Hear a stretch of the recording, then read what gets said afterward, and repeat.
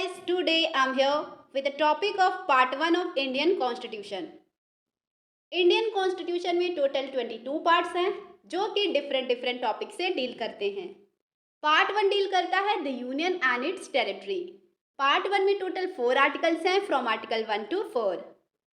So let's start with the first one. Article 1, name and territory of union.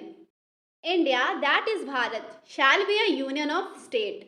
India जिसे भारत के नाम से भी जानते हैं shall be a union of state. यहाँ पे यूनियन वर्ड का ही यूज क्यों किया गया, यहाँ पे फेडरेशन या फिर कॉन्फेडरेशन का वर्ड क्यों नहीं किया गया, इसके भी मेनली 2 रीजंस हैं। Okay, article 1 declares India as union of state. The term union has been used because of 2 reasons. Okay, तो अब ये 2 रीजंस क्या है यह देखते हैं जिस वजह से आर्टिकल 1 में यूनियन का यूज किया गया है। ओके, फर्स्ट रीजन है union of India is not a result of agreement among the state. India में जितने भी स्टेट्स हैं वो अग्रीमेंट का रिजल्ट नहीं है, उनके बीच में कोई अग्रीमेंट नहीं हुआ है कि चलो हाँ भाई एक राज्य बनाते हैं, ठीक है, तो ऐसा कुछ नहीं हुआ है। इस वजह से भी यूनियन यूज किया गया है आर्टिकल 1 में। The second reason is no state has right to get separated from it. Means जितने भी स्टेट्स हैं भारत के संघ के अंदर, उसमें किसी भी स्टेट के पास यह राइट नहीं है कि वह यूनियन से अलग हो जाए। फॉर एग्जाम्पल जैसे गुजरात है, वो अगर अलग होना चाहे भारत से, जो इंडियन यूनियन है उससे अगर वो अलग होना चाहे तो वो ऐसा नहीं कर सकता क्योंकि उसके पास वह राइट ही नहीं है, ठीक है। इसी वजह से मेन रीजन है कॉन्स्टिट्यूशन मेकर्स ने आर्टिकल 1 में यूनियन वर्ड का यूज किया है, और ये जो 2 रीजन है उसे कॉन्स्टिट्यूंट असेंबली ने खुद बताया है, ठीक है। The name of union is India that is Bharat and its members are state. Means जो यूनियन है उसका नेम होगा इंडिया, जो कि भारत के नाम से भी जाना जाएगा, और जो इसके मेंबर्स हैं वह होंगे स्टेट्स। अब ये जो स्टेट्स हैं उनके बारे में क्या बताया गया है, आर्टिकल 1 में बताया गया है कि स्टेट्स कितने हैं, कौन कौन से हैं। ये सब चीज़ें जानने के लिए आपको जाना पड़ेगा शेड्यूल 1 में। शेड्यूल 1 में क्या बताया गया है, यह बताया गया है कि भारत के अंदर कितने स्टेट्स हैं, कितनी यूनियन टेरिटरीज हैं। ओके, तो ये था आर्टिकल 1 का क्लॉज 1। अब क्लॉज 2 क्या कह रहा है, the territories of India shall comprise. जो इंडियन टेरिटरी है वो 3 तरीके की टेरिटरीज को कंप्राइज की हुई है।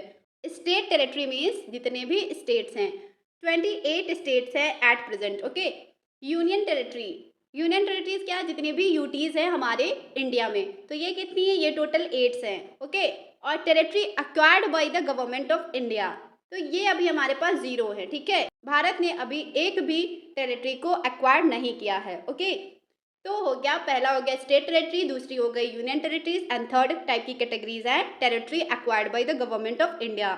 मीन्स अगर जैसे पाकिस्तान की कोई भी लैंड है, वहाँ पे अगर कोई वॉर चल रहा है, तो अगर इंडिया उस वॉर को जीतकर उस टेरिटरी को बोले कि आप हमारे वहाँ आ जाओ और उस पर भारत का राज हो जाएगा, तो इस तरीके की जो टेरिटरीज होंगी वो acquired by the government of India बोली जाएंगी। ओके, तो ये पूरा था आर्टिकल 1। अब आर्टिकल 2 क्या कह रहा है यह देखते हैं। Parliament's power to recognise state. Article 2 provides that parliament may by law admit into union और establish new state on such terms and conditions as it thinks fit. Article 2 कह रहा है कि पार्लियामेंट के पास यह पावर है कि वह किसी भी न्यू स्टेट्स को एडमिट कर सकता है, उसको एस्टैब्लिश कर सकता है। ओके, और कैसी कंडीशंस में, जैसी उसको ठीक लगे। ओके, तो ये जो बाई लॉ है ये क्या है, बाई लॉ मीन्स होता है सिंपल मेजोरिटी से, ठीक है। Simple majority that is 50%।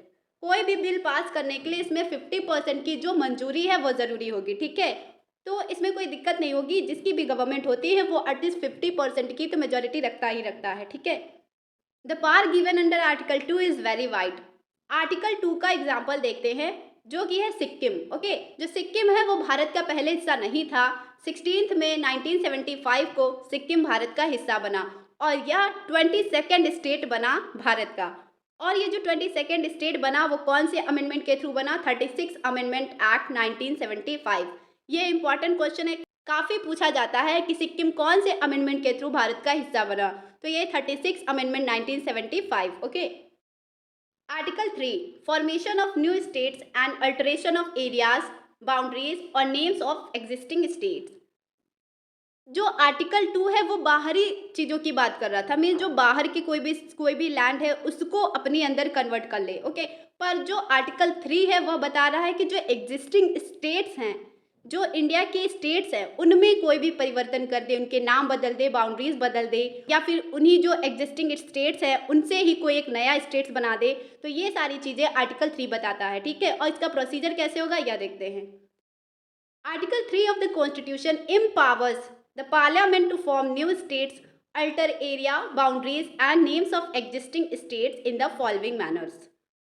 Article 3 में भी कॉन्स्टिट्यूशन है वो इम्पावर कर रहा है पार्लियामेंट को। ये सारी चीज़ें करने का पावर है वो किसके पास होगा, वो सिर्फ और सिर्फ पार्लियामेंट के पास होगा, किसी भी स्टेट्स के पास नहीं होगा कि वह खुद में नेम चेंज कर ले या फिर खुद की बाउंड्रीज घटा ले या बढ़ा दे, ओके। तो अब ये चीज़ पार्लियामेंट कैसे करेगा यह देखते हैं। First one, by separating the territory from any state or by uniting two or more states or parts of state or by uniting any territory to be a part of state. Means किसी भी state की territory को उससे अलग कर दे या फिर किसी दो टेरिटरीज को एक में मिला दे, तो ये सारी चीज़ें पार्लियामेंट कर सकता है, ओके। इसका एक अच्छा एग्जाम्पल है यूपी से उत्तराखंड, ओके। तो यूपी से उत्तराखंड कब निकला था, 2000 में, ठीक है। तो ये भी एक क्वेश्चन बन जाता है, यूपी से उत्तराखंड कब अलग हुआ था, तो 2000 में, ओके। सेकेंड है increase the area of state, किसी भी स्टेट की एरिया को बढ़ा देना, ठीक है। थर्ड है diminish the area of state, किसी भी स्टेट की जो एरिया है उसको कम कर देना। फोर्थ है alter the boundaries of state, किसी भी स्टेट्स की जो बाउंड्रीज हैं उनमें चेंज कर देना। फिफ्थ है change the name of state, पांचवा है किसी स्टेट का नेम ही बदल देना, ओके। तो ये जो पार्लियामेंट है ये 5 चीज़ें कर सकता है बाई लॉज, ठीक है। By laws mean simple majority के थ्रू ये सारी चीज़ें कर सकता है, ठीक है। इससे रिलेटेड एक केस लॉ है राजा रामपाल वर्सेस स्पीकर लोकसभा 2007 का केस है। The supreme court has held that the power under article 3 is vested solely and exclusively with the parliament.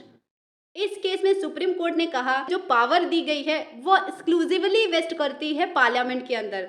Means किसी भी स्टेट को ऐसी कोई पावर नहीं दी गई है कि अपने स्टेट्स में कोई भी चेंजेस कर सके, ओके। बट जो एक्सक्लूसिवली पावर दी गई है पार्लियामेंट को, उसको एक प्रोविजो के अंदर कंडीशंस में रख दिया है। कैसे यह देखते हैं। There are 2 conditions which are to be satisfied in order to use the power. Means जब पार्लियामेंट ये 2 कंडीशंस को फुलफिल करेगा तभी आर्टिकल 3 की पावर्स को होल्ड करेगा, ओके। तो फर्स्ट वन है no bill under the above provision will be presented before any house of the parliament without the recommendation of the president. Means parliament किसी भी बिल को प्रेजेंट नहीं करेगा जब तक कि वह प्रेसिडेंट की प्रायर रिकमेंडेशन नहीं ले लेगा। ये प्रोविजो सिंपली यह कह रहा है कि कोई भी बिल प्रेजेंट करने से पहले प्रायर रिकमेंडेशन लेनी होगी प्रेसिडेंट साहब की, ओके। प्रोविजो का सेकेंड पार्ट क्या कह रहा है, if the bill proposes to affect area boundaries और name of the state the president is required to refer the bill to the state legislature for its views.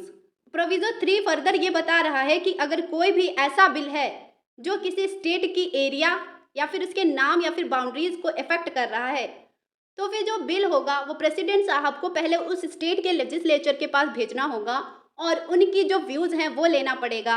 इसमें साथ ही साथ यह भी कहा गया है कि जो स्टेट लेजिस्लेचर है वो एक पर्टिकुलर टाइम पीरियड के अंदर अगर कोई भी जवाब नहीं देता है तो फिर वो पास मान लिया जाता है उस स्टेट के द्वारा, ठीक है।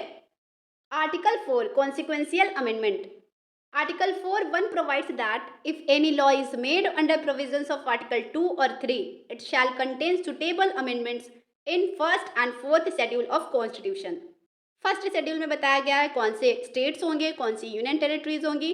तो अगर आर्टिकल 2 या फिर 3 में कोई भी चेंजेस होता है, किसी भी न्यू स्टेट्स की बाउंड्रीज को अल्टर किया जाता है, किसी भी न्यू स्टेट्स का नेम चेंज किया जाता है या उससे कोई एक नया स्टेट बनाया जाता है, तो ये जब चेंजेस होंगे तो फर्स्ट शेड्यूल में भी चेंजेस करने पड़ेंगे ना, अदरवाइज लोगों को पता ही नहीं चल पाएगा कि कौन से स्टेट्स हैं या फिर कितने स्टेट्स हैं, ओके। तो ये आर्टिकल 4 का क्लॉज 1 बता रहा है। अब क्लॉज 2 आर्टिकल 4 का क्या कह रहा है, it further provides that such laws shall not be considered amendments for the provisions of article 368। Clause 2 of article 4 बता रहा है कि अगर कोई भी चेंजेस होंगे आर्टिकल 2 या फिर 3 के अंदर, उनको अमेंडमेंट्स की कैटेगरी में नहीं रखे जाएंगे under the provisions of article 368। Article 368 amendments के प्रोसीजर को बताता है। तो जो इसमें जो चेंजेस होंगे वो उसकी कैटेगरी में नहीं आएंगे, मीन्स अमेंडमेंट की कैटेगरी में नहीं रखे जाएंगे। ओके, सो यह थी हमारी आज की वीडियो। आई होप आप अच्छे से समझ गए होंगे आर्टिकल 1 to 4। अगर आपको कोई भी डाउट है तो let me know in the comment box. I will be happy to reply.